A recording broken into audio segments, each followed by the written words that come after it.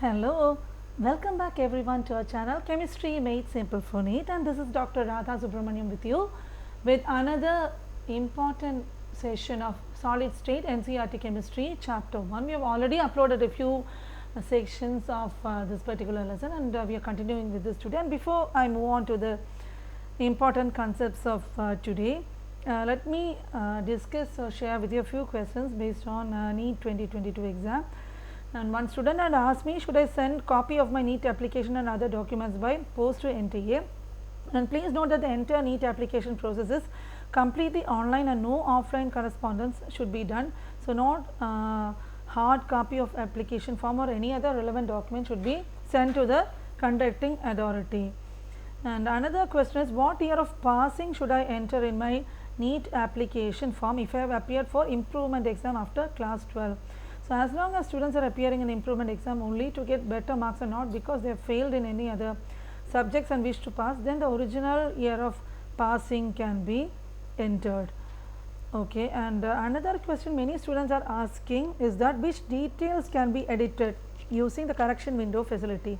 So, the students can make changes in all the fields in the application form, and details like personal information like place of birth, medium of question paper, choice of NEET exam cities, academic details of class 10, 11, 12, address, parental and other details as filled in the application form, and these changes can be made only within the stipulated date, and no request for modification will be entertained after the completion of the last date. Okay. So, we will continue with today's topics. First is we will start with metal deficiency defect. So, many solids are there which are difficult to prepare in the stoichiometric composition, and it contains less amount of the metal when you compare it to the stoichiometric proportion. So, typical example can be FeO, which is mostly found with the composition of FeO 95O. It is actually ranging from, we can see it is given here 0.930 to 0.960. In the crystals of FeO, some Fe2 plus cations are missing, and the loss of positive charge is made up by the presence of the required number of Fe3 plus ions. Okay. Now, next you can see that F center here, see Cl minus Cl and the ions and arrangement, and we will discuss about it.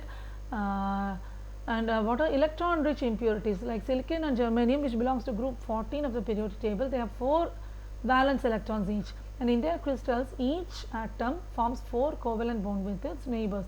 When you dope with a group 15 element like phosphorus or arsenic, which contains 5 valence electron, what will happen? They will occupy some of the lattice sites in silicon or germanium crystal, and 4 out of 5 electrons are used in the formation, because totally 5 electrons are there, out of which only 4 are being occupied. They will form 4 covalent bonds with 4 neighboring silicon atoms, and the 5th electron is extra, it becomes delocalized.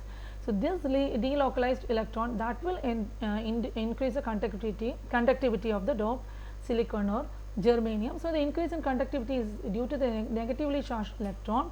So, silicon dot with electron rich impurity is called N type semiconductor. N stands for negative, just remember, it is very easy concept to follow. You know, the conductivity of these intrinsic semiconductors is very low for any practical use. So, the conductivity is increased by adding some appropriate amount of impurities, and this process we call it doping. How can you do doping?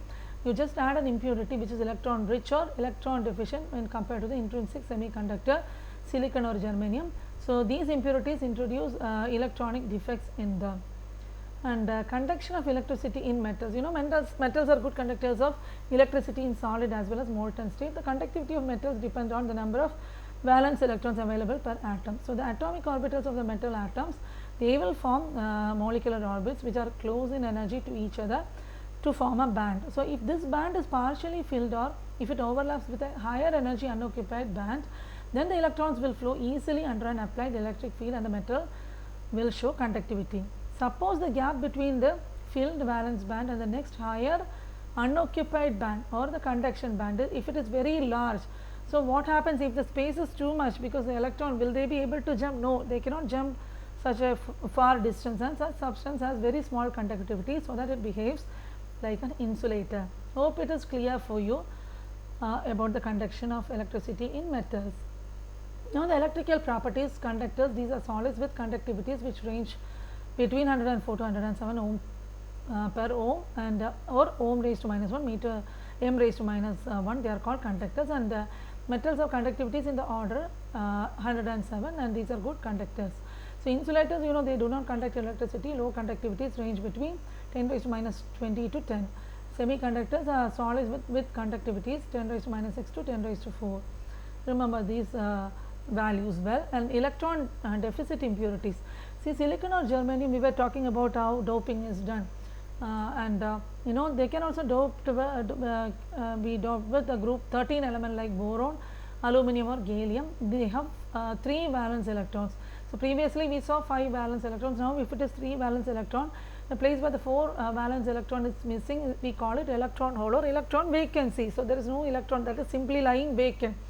So, what will happen is that from the neighboring atom, an electron can come to this vacant place and they will fill the hole, but in doing so, what will happen, the place where this electron left at the original position, there occurs a hole. Then it would appear as if the electron hole has moved to the direction opposite to that of the electron which filled it. Because of the influence of electric field, electrons will move towards the positively charged place through holes, but it would appear as if the electron holes are positively charged and they are moving towards negatively charged particle. So, we call this type of semiconductors p-type semiconductors. We already studied about n-type semiconductors. You can see perfect crystal looks like this, n-type, p-type, mobile electron for n-type semiconductor. See, for positive hole there is no electron. See, for p-type semiconductor. And so you can see paramagnetic, see the arrangement, ferromagnetic, see identically arranged, antiferromagnetic, a pair is like this, and ferrimagnetic, see one like this and one like this in the opposite directions. Okay. And what are the applications of n-type and p-type semiconductors? You know, a diode, you should have heard about a diode, that is a combination of n-type and p-type semiconductors that is used as a rectifier. You know, transistors are made by sandwiching a layer of one type of semiconductor between 2 layers of other type of semiconductor, like both side n and between p, or both side p and in between n. So, these are used to detect or amplify radio or audio signals, and the solar cell is an efficient photodiode. What is it used for? It is used to convert light energy into electrical energy. What is meant by diamagnetism? These are substances which are weakly repelled by magnetic field, like water, NaCl, benzene, these are all some examples. So, they are weakly magnetized in magnetic field in opposite direction. Diamagnetism is shown by substances in which all electrons are paired and there are no unpaired electrons. So, pairing of electrons will cancel the magnetic moments and they lose their magnetic character, that already we saw in the figure. And ferrimagnetism also, I was showing you the figure for that. It is observed when magnetic moments of domains in the substance are aligned in parallel and anti-parallel direction in unequal numbers. So, these are weakly attracted by magnetic field compared to ferromagnetic, magnetite and ferrite. So, these are all examples, and they are also, you know, losing ferrimagnetism on heating and they become paramagnetic. So, with that we are concluding this session of solid state, and there are many questions for NEET which comes from this particular topic, and lots of questions are there to practice, and I am uploading a few tricks based on such topics one by one. So, all of you do like, share and subscribe to our channel Chemistry Made Simple for NEET, and until I come back with another session, we will wind up for today. Thanks for watching the video.